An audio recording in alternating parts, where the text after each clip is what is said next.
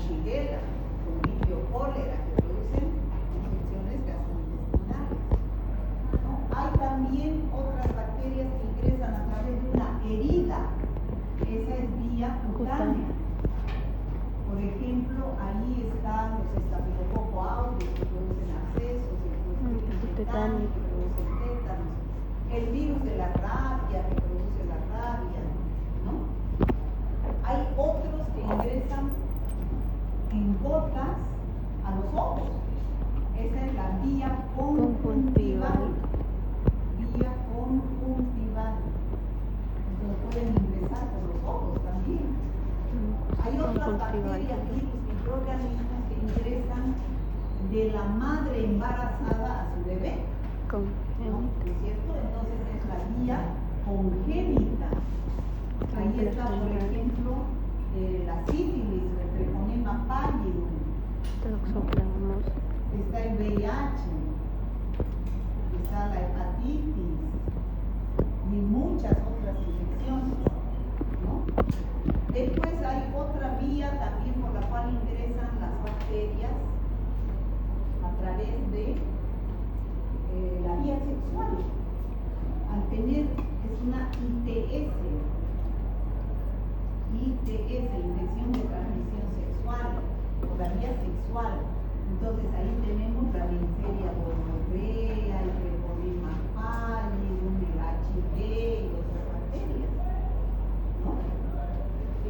También ingresan las bacterias por medio de un vector, como la picadura de una pulga, de una garrapata, como la rickettsia, ¿no? la peste, ingresan por la picadura de una pulga infectada, o virus como chikungunya, dengue, zika, que ingresan por la picadura de un mosquito Aedes aegypti, ¿no? Entonces, esas son las vías por las cuales ingresan estas bacterias que están en guerra con nosotros. Se llaman bacterias patógenas. Entonces, no siempre, o sea, ellas están en contra de nuestro organismo. Ellas pueden llegar a producir enfermedades. Pero ¿de qué depende que se produzca una enfermedad? Ya dijimos en la anterior clase, de factores del huésped y factores de la bacteria. ¿Cuáles son los factores del huésped? Su estado inmunitario, sus defensas. Por más que yo esté aquí con tuberculosis, si ella tiene buenas defensas, esas defensas van a ir, con sus soldados, van a ir a neutralizar a la bacteria. Pero si ella, por ejemplo, no tiene buenas defensas, es inmunodeprimida, la bacteria va a ganar a sus pocas defensas y se va a poder producir la enfermedad. Entonces, estado inmunitario, y en el caso de las bacterias que tengan factores de virulencia, por ejemplo, las fimbrias se adhieren, el glicocáliz se adhiere, la cápsula que evita la fagocitosis de los macrófagos, ¿no? Entonces, factores del huésped y además la dosis infectiva. ¿Qué es dosis infectiva? Dosis quiere decir cantidad. Cantidad infectiva de bacterias que pueden producir infección. Eso es dosis infectiva, cantidad de bacterias que yo respiro, cantidad de bacterias que yo me como en una torta. Podemos ir a un matrimonio y todos comemos torta, pero yo me comí un pedacito así de chiquitito y ella se comió un pedazo así de grande. A ella le da diarrea, a mí no. Entonces, ¿qué puede haber pasado ahí si hemos comido una torta? Mayor cantidad de bacterias. Efectiva. Ella al comer un pedazo más grande tenía mayor cantidad de bacterias. Y yo al comer un pedacito chiquito, menor cantidad de bacterias. Entonces, mis defensas han ido a neutralizar. ¿Está claro, chicos? O sea que no hay que decir, hemos comido lo mismo, no ha sido eso porque a mí no me ha pasado nada. No, la medicina no es 2 más 2 es 4, no es una ciencia exacta. La medicina hay que tener criterio para interpretar. Hay muchos factores que pueden desencadenar una enfermedad. ¿Ya? Bueno, es así que en la relación de las bacterias con el huésped vamos a hablar de 3 términos. Por favor, no lo vean al auxiliar. Atiéndanme, vamos a hablar de 3 términos: mutualismo, comensalismo y parasitismo. ¿Ya? Entonces, para ustedes esos 3 términos ya tienen que ser amigables. Ya tienen que empezar a hablar así. O sea, los 3 hay relación del huésped con la bacteria, están relacionados, pero el resultado de esa relación es diferente. Por ejemplo, en el mutualismo hay un beneficio mutuo de la bacteria y del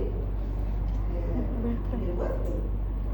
Ambos se benefician al estar juntos.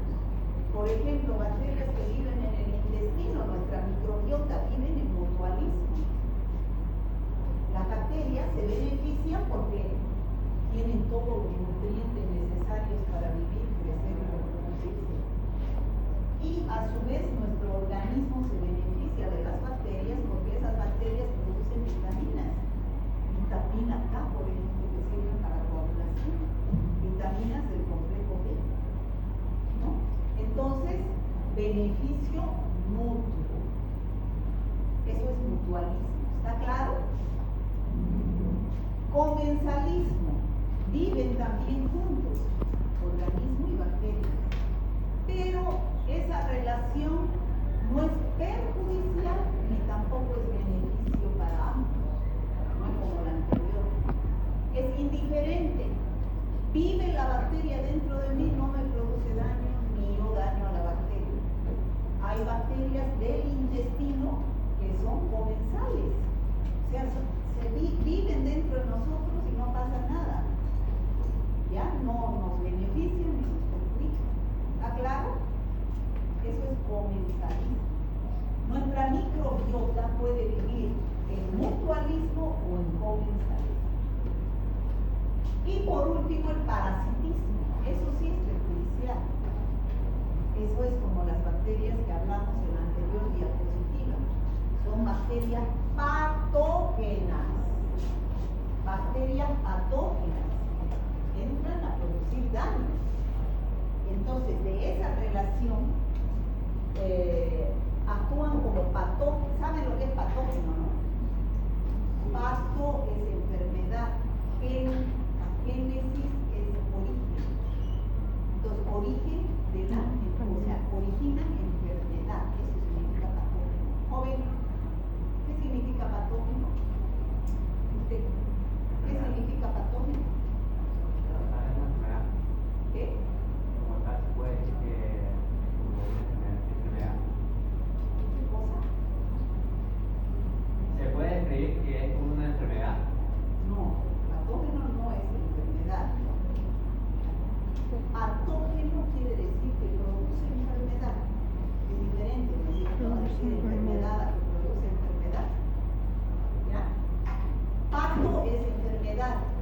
Génesis es el origen. O sea que origina enfermedad. Eso quiere decir patógeno. Todo el mundo va a salir sabiendo que patógeno es productor de enfermedad. Entonces, las bacterias pueden ser vivir en mutualismo, en comensalismo o en parasitismo. Estas que viven en parasitismo son patógenos. Pueden producir enfermedad, dependiendo de qué, de factores del huésped, que es su estado inmunitario, o de los factores de la bacteria, que es su estructura, que tiene filias, cápsula, o la dosis infectiva, es decir, la cantidad de bacterias. Entonces, aquí está el término que yo les decía: patogenicidad y virulencia. ¿Qué está pasando así? ¿Ustedes ya han firmado? ¿Ustedes? ¿Ustedes no han firmado? ¿Por qué la pasan así? Es así, ¿vale? Allá, bueno, así, para que al final de clase vienen y me dicen: yo no firmé, y me tienen ahí esperando. Bueno, Aquí van a hablar de dos términos, patogenicidad y virulencia. Ya hemos dicho que es patogenicidad. Es la capacidad de una bacteria de causar enfermedad. ¿Y qué es virulencia? Es la medida de la capacidad de un microorganismo para causar daño. O sea, puede ser más virulento o puede ser menos virulento. O sea, es la medida, en qué medida produce enfermedad. ¿Ya? Una bacteria. Más virulenta es una pseudomonas aeruginosa que es el Staphylococcus aureus. Un Staphylococcus aureus produce una foliculitis, una infección de piel. Una pseudomonas aeruginosa puede producir una sepsis. ¿Ya? Bueno, y estos patógenos, que ya saben que es patógeno, puede ser primario u oportunista. ¿Qué significa primario? Son aquellos que no viven con nosotros. Neisseria gonorrea será una bacteria patógena primaria o oportunista. Primaria, no vive con nosotros. Si tenemos una relación sexual con una persona que está con gonorrea, entonces no puede ocurrir la enfermedad, porque ella nos depende de esto. ¿Ya? Pero no vive con nosotros. Mycobacterium tuberculosis es un patógeno primario o oportunista. Primario. No, Mycobacterium tuberculosis yo creo que ninguno lo tenemos. Nos viene de afuera. Salmonella será un patógeno primario o oportunista. Primario, no lo tenemos. Oportunista es aquel que vive dentro de nosotros. Es microbiota nuestro. Vive en mutualismo o en comensalismo, pero sucede algo. Sucede que nos inmunodeprimimos, por cualquier causa bajan nuestras defensas y ese patógeno, no es patógeno, y esa bacteria que es parte de nuestra microbiota aprovecha la oportunidad de que bajaron nuestras defensas para producir infección. ¿Me dejo entender? La diferencia entre patógeno primario y patógeno oportunista. ¿Sí? ¿Todos entienden? Por ejemplo, cualquier mujer puede tener como microbiota en pequeña cantidad, sin que produzca enfermedad, cándida albicans en la vagina, que es un hongo. No produce enfermedad, pero puede haber en pequeña cantidad. Cuando la mujer se embaraza, bajan sus defensas. Hay cambios hormonales. Esa cándida empieza a proliferar y puede volverse oportunista. ¿Está claro? Oportunista es el que vive con nosotros, pero cuando nos inmunodeprimimos por cualquier causa, puede ser por causa patógena, porque tenemos una enfermedad, por ejemplo, es inmunodeprimido una persona que tiene diabetes, es inmunodeprimido una persona que tiene cáncer, es inmunodeprimido una persona que tiene SIDA, es uno que tiene lupus, son inmunodeprimidos, ¿no? Uno que tiene fibrosis pulmonar, son inmunodeprimidos, tienen bajas defensas. Eso es por causa de alguna enfermedad, causa patógena. Pero también puede ser inmunodeprimido por causa fisiológica. ¿Qué significa? Estado normal. Patología es diferente a fisiología, ¿no es cierto? ¿O no? Lo contrario, ¿no es cierto? ¿Qué es fisiología? Funcionamiento normal. Y patología es funcionamiento anormal, ¿no es cierto? Entonces, ¿qué causas producen inmunidad por causa fisiológica? Fisiológica, normal. ¿Cuándo una persona se inmunodeprime? ¿Cuándo creen? ¿Un anciano será inmunodeprimido? Sí, las edades extremas de la vida, un niño, un anciano son inmunodeprimidos por causa fisiológica. de por sí la vida hace que bajen las defensas. Una embarazada es inmunodeprimida por causas fisiológicas, ¿ya? Entonces, pero también hay inmunodepresión por causas terapéuticas. ¿Qué es la terapéutica? El tratamiento. Hay medicamentos que hacen bajar las defensas, los corticoides. Si yo tomo mucho corticoide, mis defensas se bajan, inmunodeprimo.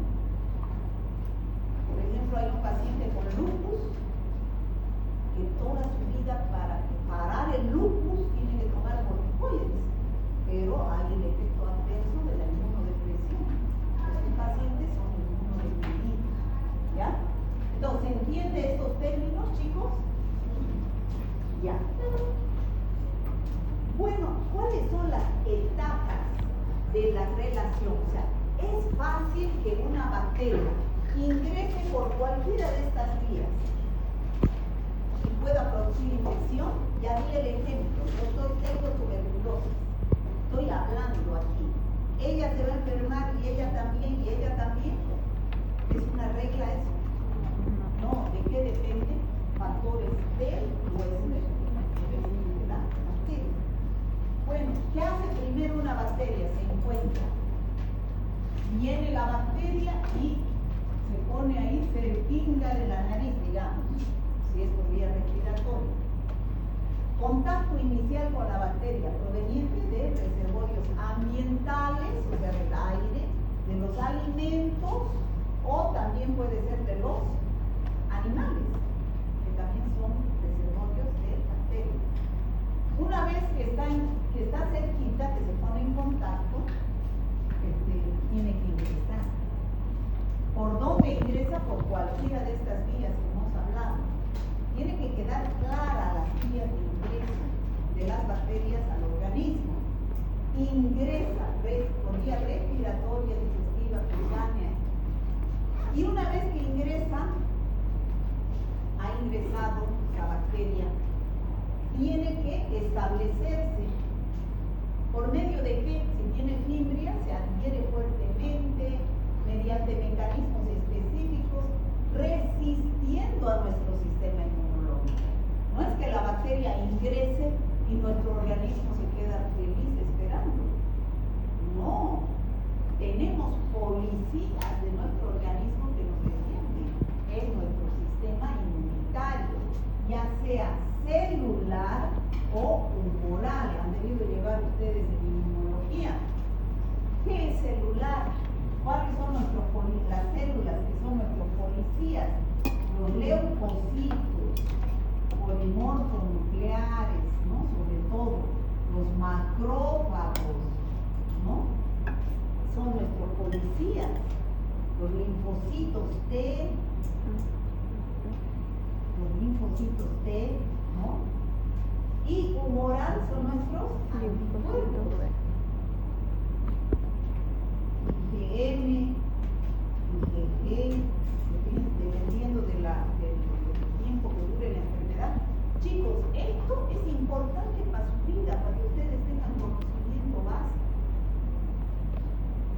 En su casa ustedes pueden ir y les preguntan a sus padres, sus hermanos, a ver, vos que estudias medicina, explícame esto, ¿por qué yo a mí no me ha dado diarrea? Y a vos sí. Entonces ustedes ya tienen armas con que defenderse. Ya pueden ustedes explicar, esto es básico. Entonces se establece la bacteria, pero si logran vencer a nuestros policías, que son nuestras defensas, entonces ¿qué va a pasar?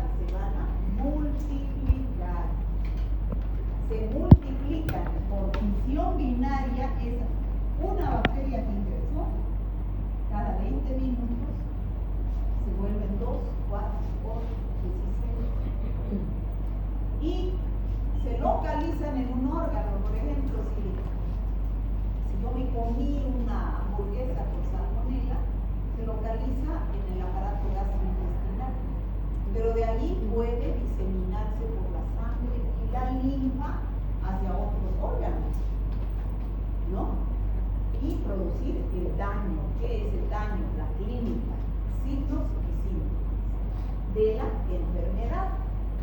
Me enfermo. ¿Y cuál va a ser el desenlace? ¿Cómo termina la cosa?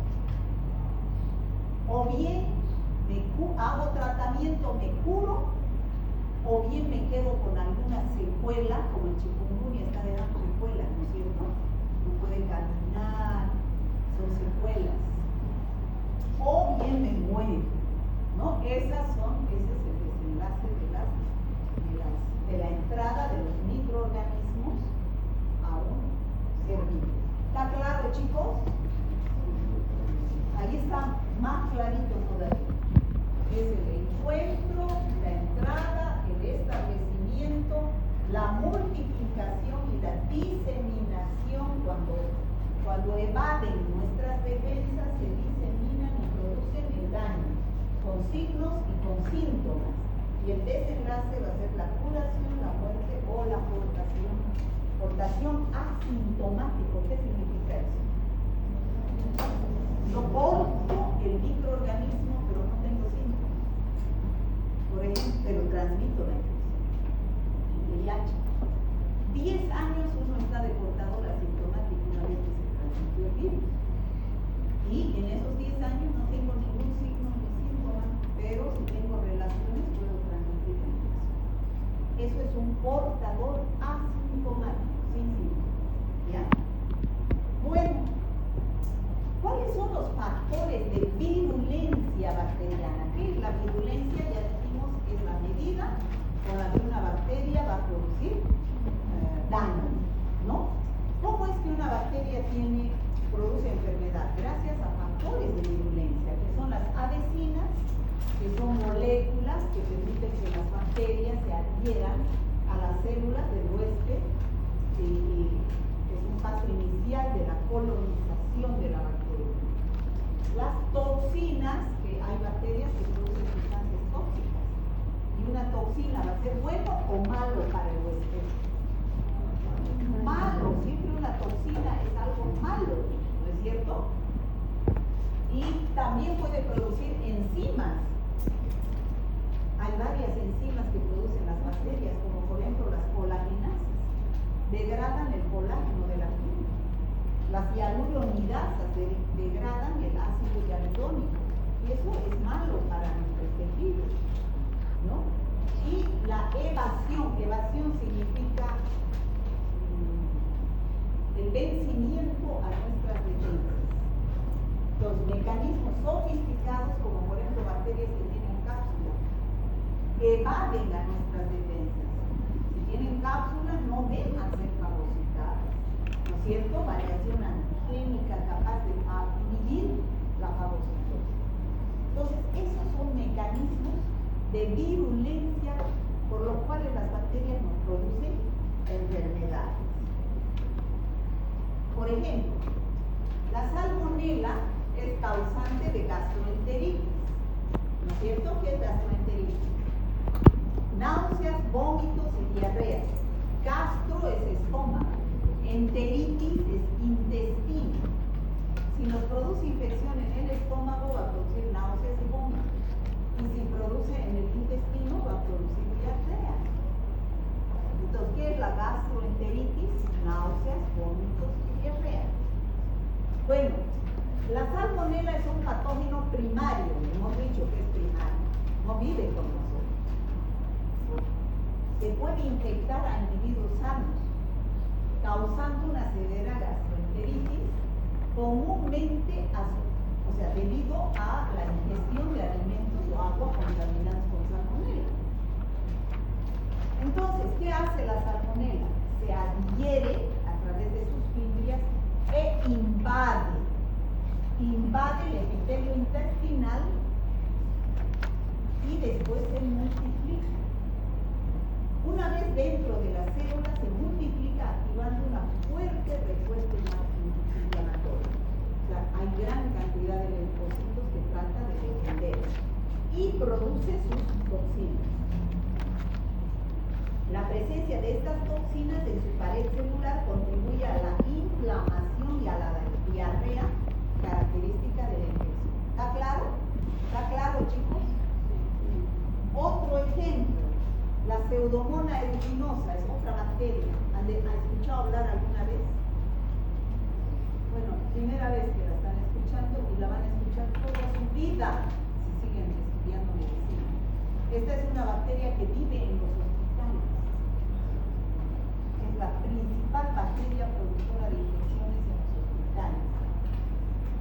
Fuera de los hospitales está en las aguas verdes, le encanta la humedad. Por eso esas piscinas, esas lagunas que están verdes, están llenas de pseudomonas. ¿Ya? Es oportunista. Es una amenaza en los hospitales, produce infecciones nosocomiales. Nosocomio, joven, nosocomio quiere decir hospital.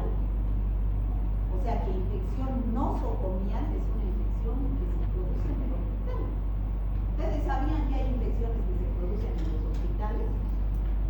Un paciente no tenía ninguna infección, está andando feliz, sanito en su moto, tiene un accidente de tránsito, lo llevan al hospital.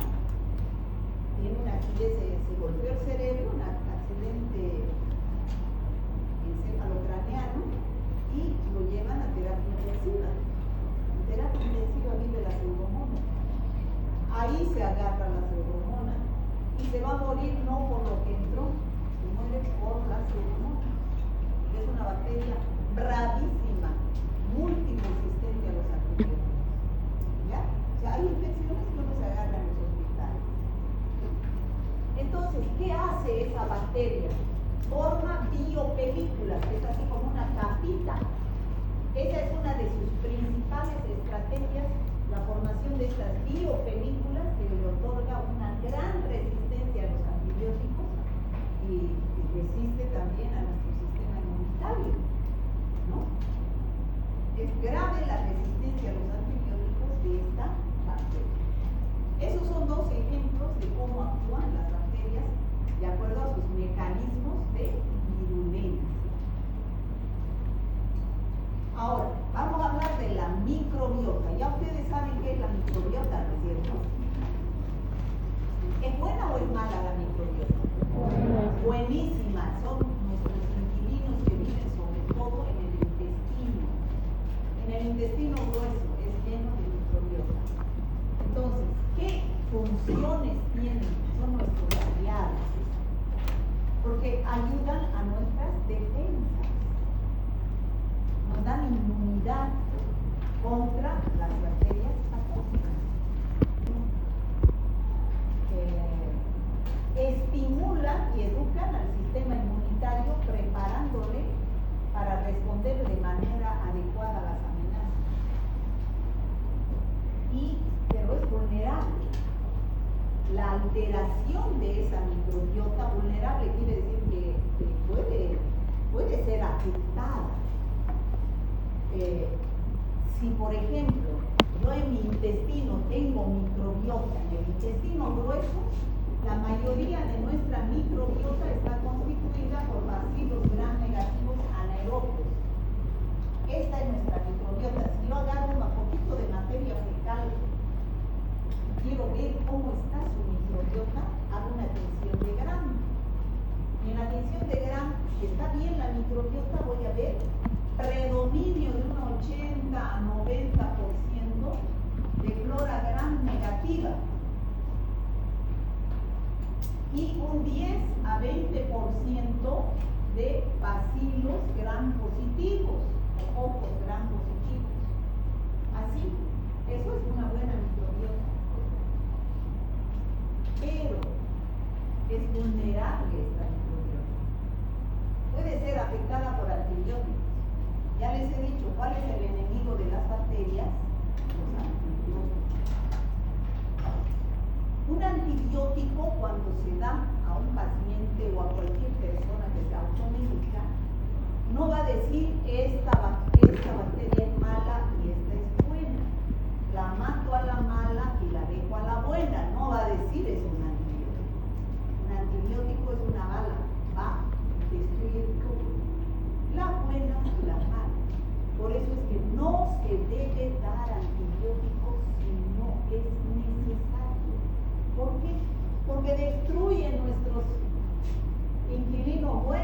que nos están protegiendo de las enfermedades. Entonces, cuando nos da diarrea también, ¿qué es lo que sucede? Se elimina esta flora buena. Estamos barriendo nuestra flora intestinal. Los antibióticos, la diarrea, la cambia nuestra flora intestinal. Entonces, ¿qué dicen los médicos cuando uno le da diarrea? ¿Cómo hay que hacer el tratamiento? ¿Qué es lo más importante? Lo más importante es la hidratación. Evitar de la deshidratación. Ya sea por vía oral, con sueritos de la hidratación, o vía parenteral con sueros de límite, ¿no? Con electrolitos. Y en segundo lugar, ¿qué es lo que dice? ¿Qué es lo que hay que dar? Probióticos. ¿Qué son los probióticos? Ustedes vean un probiótico, qué composición tiene. Son bacterias buenas. Lactobacillus casei, Lactobacillus acidovirus. O sea, son Lactobacillus rhamnosus, son bacterias buenas. Entonces, en una diarrea no dan antibióticos, eso dice la OMS. No vayan a la farmacia a ver, me taparé con un antibiótico. No. Hay que dar hidratación y probióticos. Hay ¿conocen alguno? ¿Cuál? ¿No conocen? Florestol, Infloran. ¿Han escuchado hablar de esos? Y un probiótico natural importantísimo, ¿cuál? Más que el yogur, el kefir. ¿Han escuchado hablar del kefir? Hay kefir de agua y kefir de leche. Yo, por ejemplo, tomo kefir todos los días. Yo me hago. ¿No? Yo tengo mis búlgaros, que son bacterias y hongos, que le pongo leche todas las noches, leche lactosada con lactosa. ¿Y qué hacen esos búlgaros? Que son bacterias. Fermentan la leche, le quitan su lactosa a la leche y dejan un kefir que se llama riquísimo, a mí me encanta. Es ácido, no a todas las personas les gusta, pero riquísimo en probióticos. Tiene millones de bacterias buenas, ¿no? O sea que si ustedes quieren, háganse, el kefir es bueno, es natural. Es bueno porque aumenta nuestras defensas, nos mantiene la vida saludable, ¿no? Entonces es buenas las bacterias que son nuestra microbiota. Habíamos dicho la importancia de la microbiota normal es que nos permite que tengamos buenas defensas. Ay, miren lo que es importante tener una buena microbiota. Ayuda a digerir los alimentos y absorber los nutrientes. Regula el sistema inmunológico y previene enfermedades. Produce vitaminas y hormonas esenciales. Influye en nuestra mente y nuestro comportamiento. La piel se pone hermosa con la microbiota, con los probióticos y las mucosas, ¿no? Pero ya hemos dicho que tiene que estar así, predominio de gram negativos y pocos gram positivos. Los antibióticos pueden hacer que o las diarreas pueden hacer que esto no se cumpla, que haya un predominio de gram positivos y pocos gram negativos. A eso se llama disbacteriosis. Disbiosis o disbacteriosis. Eso quiere decir que esa microbiota no está bien. Por ejemplo, cuando ustedes sean médicos, y esto les vamos a enseñar también aquí en infecciones gastrointestinales, van a pedir un análisis un poco contigo para ver quién está produciendo la diarrea y cómo está su microbiota. Si el laboratorio en la tinción de Gram les dice se observa disbacteriosis, quiere decir que deben dar probióticos. porque esa flora está mal, está en desbalance. ¿Está claro, chicos? Bueno. A ver, ¿qué dice aquí? Un desequilibrio en la microbiota, también conocido como disbiosis o desbacteriosis, puede estar relacionado con diversas enfermedades. Uno, la diarrea, el estreñimiento, la artritis, la diabetes, enfermedades mentales, depresión, ansiedad. Todo eso nos hace bajar nuestra microbiota.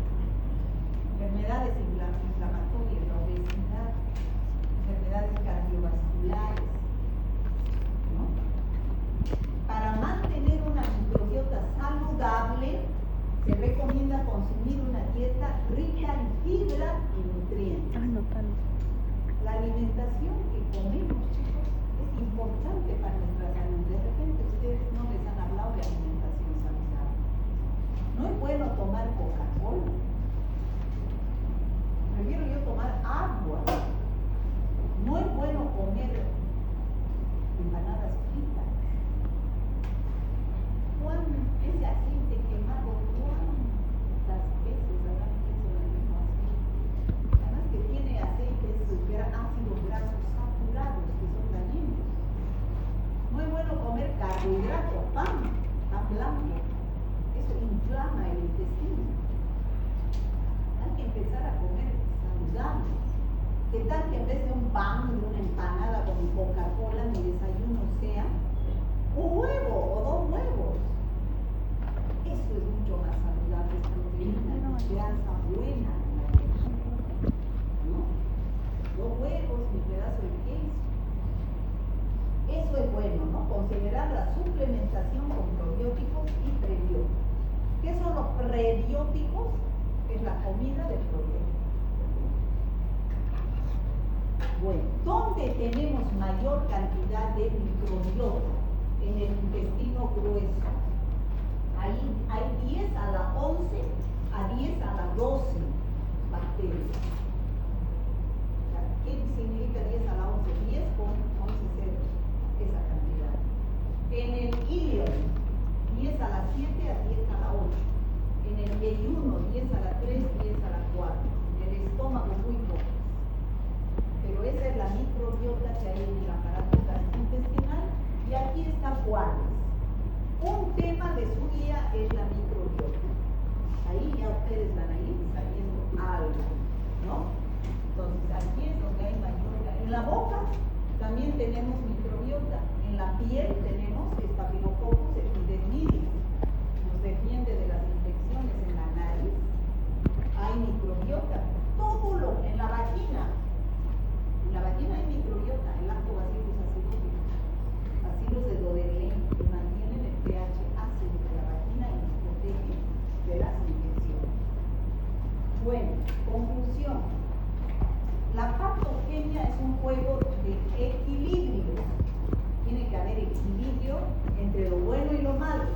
La enfermedad infecciosa, cuando ya yo tengo signos y síntomas, es una enfermedad infecciosa, que surge cuando la virulencia bacteriana logra superar a nuestras defensas. ¿Está claro eso? Si en la guerra entre la bacteria y nuestras defensas gana la bacteria, entonces ahí se establece la enfermedad infecciosa, caracterizada por ciclos y síntomas. Eso se llama clínica. Un delicado balance que puede inclinarse en cualquier dirección. Comprender a fondo esta intrincada interacción es fundamental para el diagnóstico preciso en el desarrollo de estrategias de prevención efectivas y la implementación de tratamiento adecuado. Es bueno entender este equilibrio que debe existir en la microbiota para poder interpretar qué tratamiento voy a dar. ¿Ya? Para ustedes, futuros médicos, el conocimiento de la patogenia bacteriana es una piedra angular en su formación para combatir las enfermedades infecciosas. ¿Han entendido algo de esto? ¿Qué modelo de relación se define como una interacción de beneficio mutuo donde ambas partes obtienen ventajas? Mutualismo. Bien. Las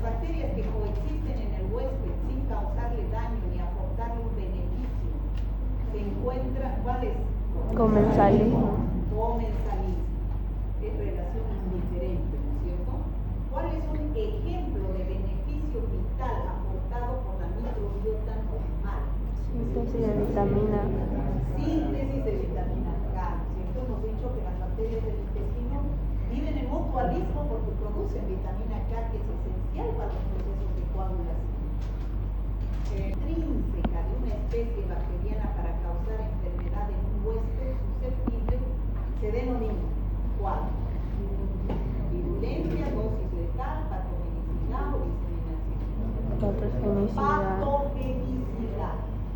Eso es la capacidad de producir enfermedad. ¿Y cómo se define la virulencia? La medida de la capacidad de un Medida de la capacidad de un microorganismo para causar daño. Inciso B. ¿Qué indica dosis infectiva? ¿Qué es dosis infectiva? ¿Qué concepto?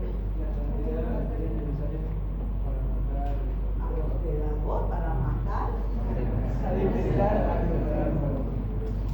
Para infectar al hospedador, es dosis infectiva. Hay otro término que no les dije, es dosis letal. Dosis letal es la cantidad de bacterias necesaria para matar al huésped. Fue una dosis letal, dicen cuando se tomó un veneno y se murió. Fue una dosis letal, ¿no? ¿Se entiende? Eso es para matar. Pero dosis infectiva es para enfermar. Las bacterias capaces de causar enfermedad en individuos sanos se clasifican como patógenos primarios. Sanos son los patógenos primarios. En enfermos que se bajan las defensas son los secundarios.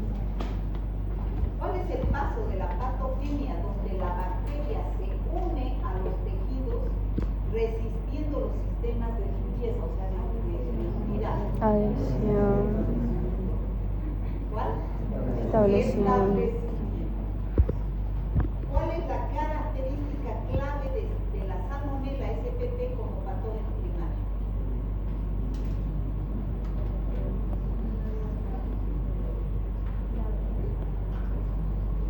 ¿Cuál?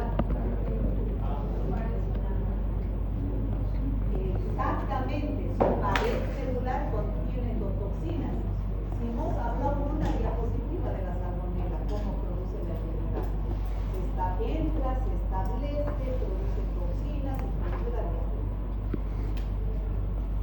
¿Qué estrategia utiliza la Pseudomonas aeruginosa para otorgar resistencia a antibióticos y a la respuesta inmunitaria?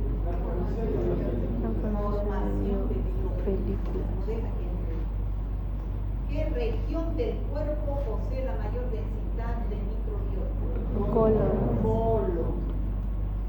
¿Cuál es una recomendación para mantener una microbiota saludable? Uso de probióticos y prebióticos.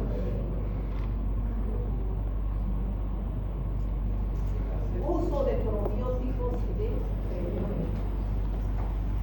Y según la conclusión del documento, ¿cuándo surge la enfermedad infecciosa? ¿Cuándo? ¿En qué situación de esas cuatro?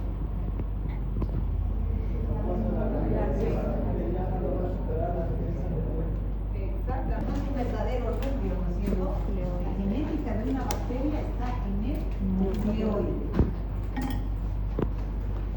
Está dentro del citoplasma de la bacteria. Nos vamos a ver que está constituido por dos cadenas que están constituidos por pares de nucleótidos, que son bases úricas, adenina, guanina, pirimidínicas, citosina y timina. Adenina, guanina, citosina, timina, adenina, guanina, citosina, timina. Así está constituido el nucleotido de las bacterias. Y es el código de la vida microbiana. Gracias al núcleo existe vida microbiana. Entonces, ¿qué es lo que nosotros queremos lograr en ustedes? Comprender la organización del material genético dentro de la bacteria.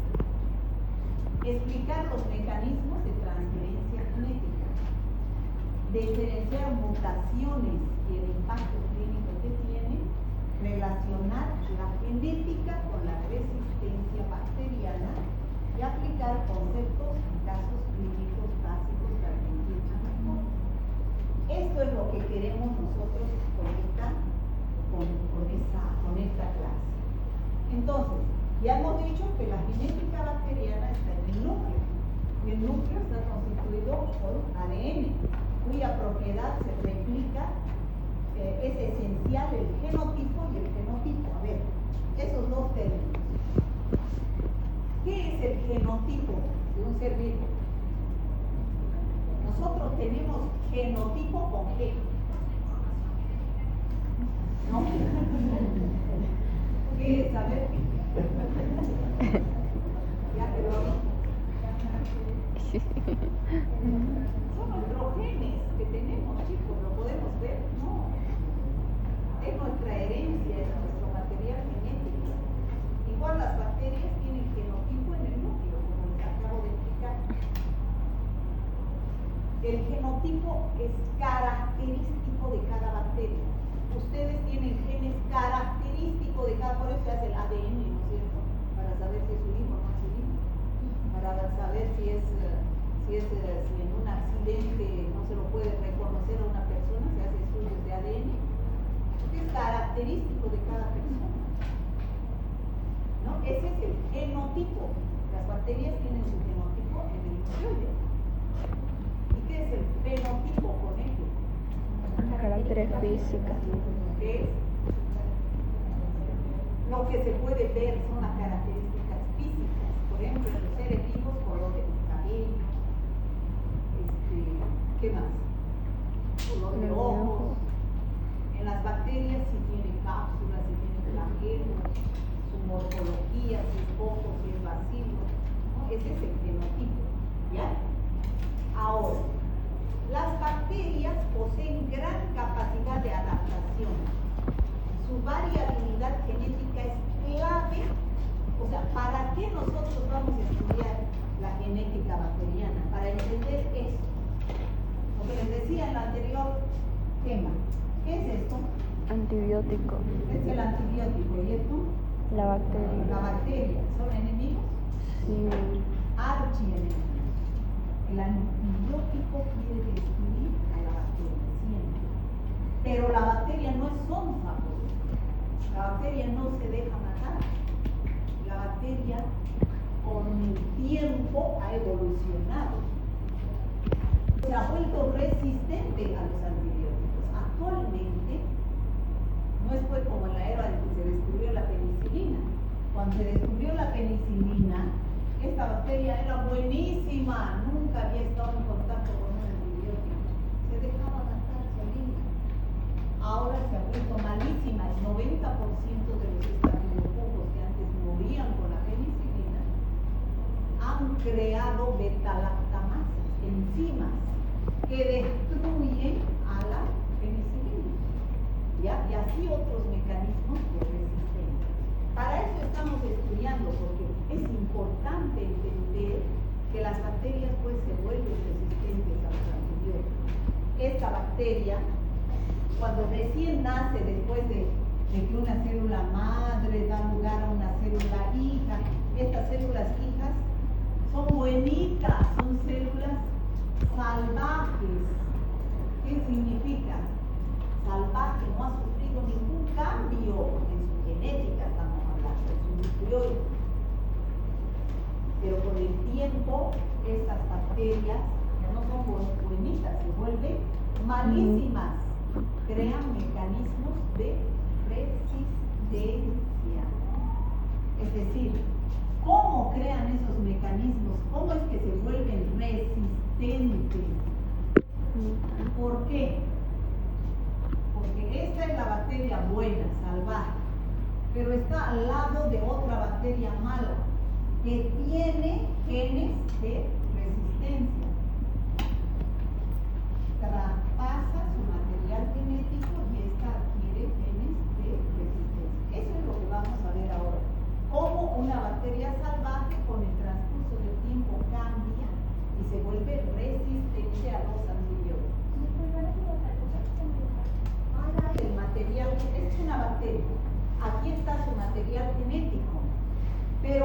bacterias que tienen otro material genético. ¿Qué es esto? Plásmidos. Es un plásmido, es un material de ADN también extracromosómico, pero no todas las bacterias tienen. Todas las bacterias tienen nucleoide, pero no todas tienen plásmidos. Las que tienen plásmidos son malas. ¿Por qué? Porque tienen genes de resistencia. ¿Ya? Tienen genes de resistencia.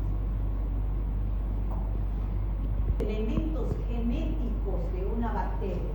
Ya hemos dicho el cromosoma bacteriano. ¿Cuál es? El nucleoide. ¿Me dejo entender, chicos?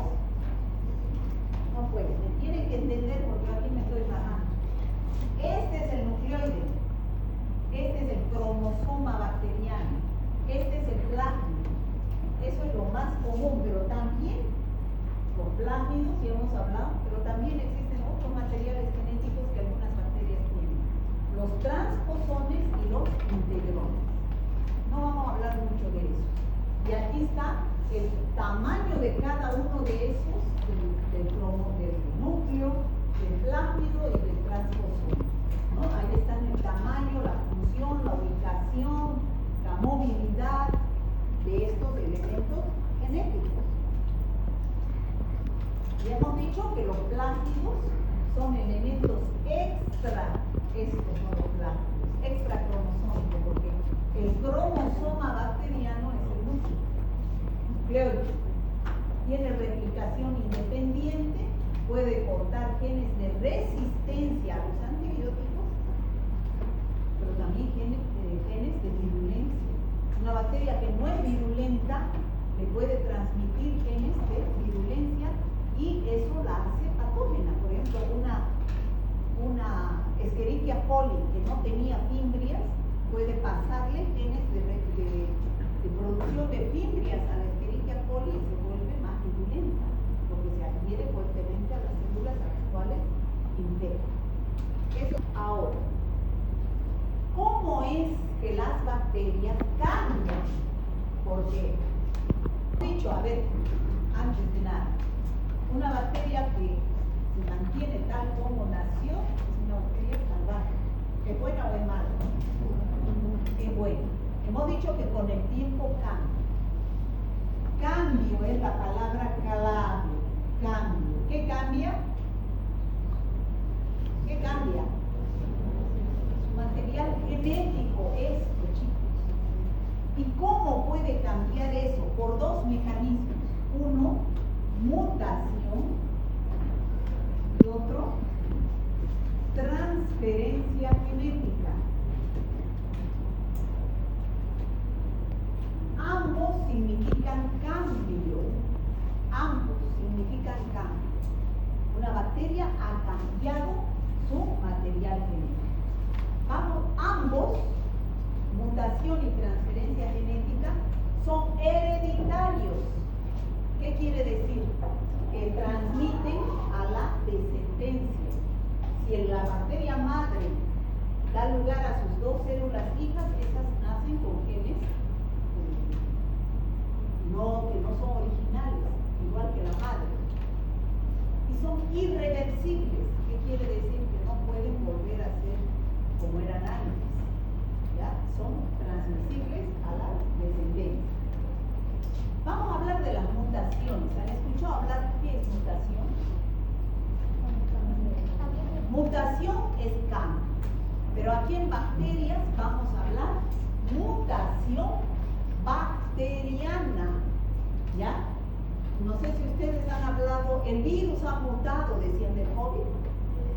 Ya no es la cepa delta, ya no es la cepa la que se originó en la China, es una cepa que ha mutado y está en la India, otra la cepa que mutó y estaba en Manaus, en Brasil. Cambian su material genético y adquieren propiedades diferentes. ¿Ya? La que nació, el virus del COVID que nació en la China, producía anosmia, o sea, no sentían el olor, el sabor. Ya las últimas cepas que eran las...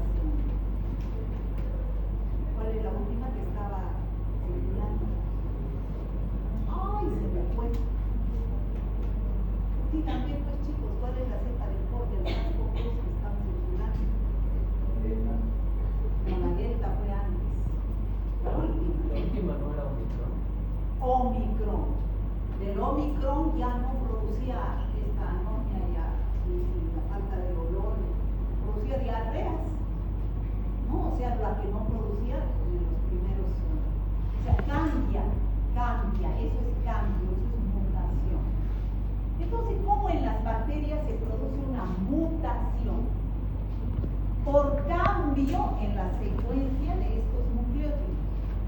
Una bacteria salvaje tiene adenina, guanina, citosina, timina y racina. Pero, ¿qué va a suceder cuando muta? Hay cambios. Esta es una bacteria citosina, adenina, timina, citosina, adenina, timina, citosina, adenina. En estas tres circunstancias la bacteria ha cambiado esa secuencia de nucleótidos. Ya sea por sustitución, ¿qué quiere decir? Yo he sustituido, he reemplazado. He reemplazado la adenina por citosina. Entonces, ¿es la misma bacteria original? No, ha mutado.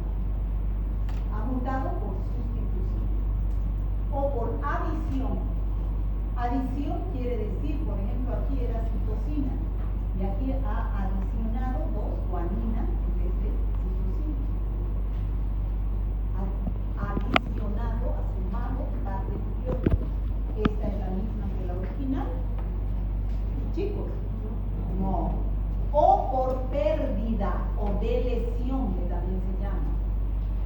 Esta, por ejemplo, aquí había entre citosina y citosina, había adenina y timina. Ha perdido ese par de nucleótidos. Entonces, esta bacteria ya no sigue siendo igual que la original.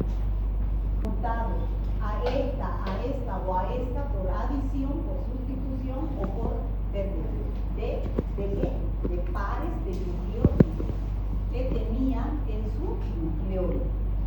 ¿Vale? Porque la vida no es pues estática, no se quedó quieta. Los seres vivos han tenido una dinámica de vida y las bacterias han mutado. Y entonces, ¿por qué han mutado? Porque han sufrido variaciones en su material genético. ¿Y para qué ustedes necesitan saber eso? Porque hay resistentes a los antibióticos. Si antes había un paciente que tenía neumonía y yo le daba penicilina, ahora el neumococo que produce la neumonía ya no es sensible a la penicilina porque ha mutado.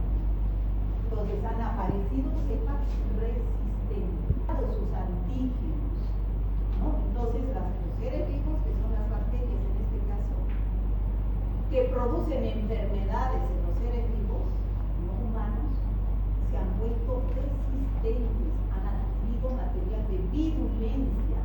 Cada vez la industria farmacéutica está produciendo menos antibióticos y va a llegar un momento en que la resistencia de las bacterias nos va a ganar.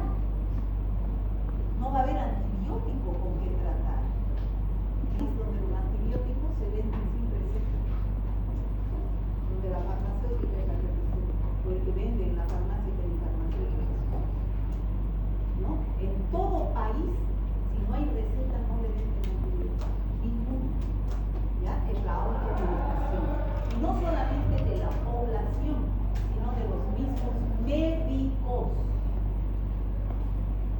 Hacen uso indiscriminado de antibióticos.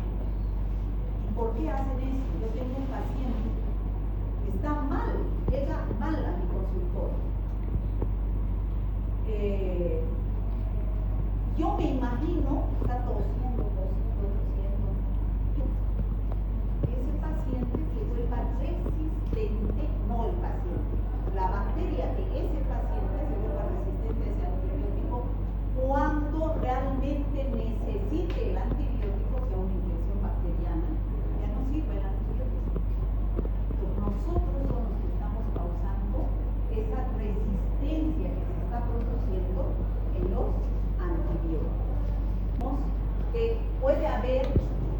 cambios en el material genético por transferencia genética.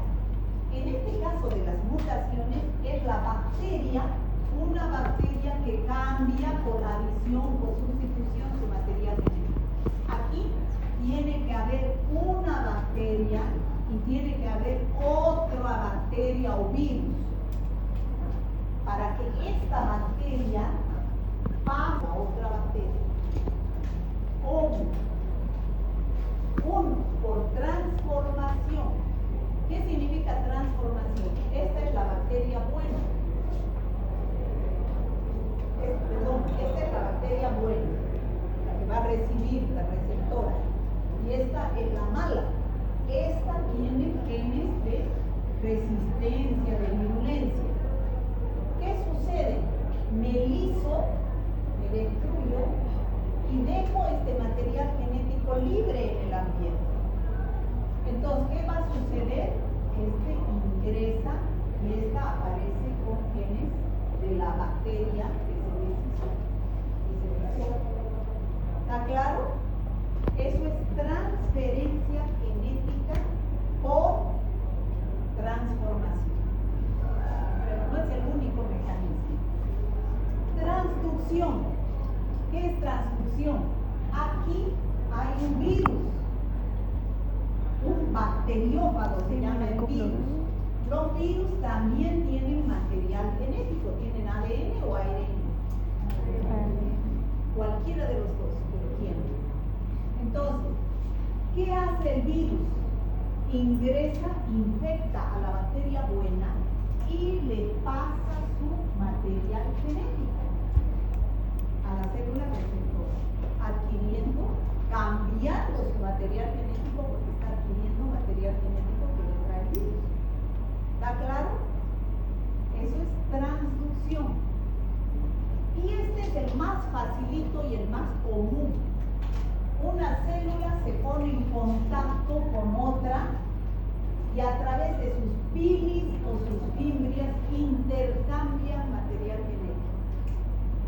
Intercambian. La buena pasa sus genes de resistencia a la otra. Y al final las dos salen resistentes, virulentas. ¿Está claro? Eso se llama por conjugación. Este es el más común. Es una bacteria, esta es la bacteria mala, la donadora, que tiene su nucleoide y tiene su plasma. Entonces, esta es la bacteria buena, por los pilis, que es la función sexual, le transfiere material genético y hay la transferencia del plásmido y tenemos aquí a las bacterias que han adquirido material genético por conjugación. ADN libre de células que se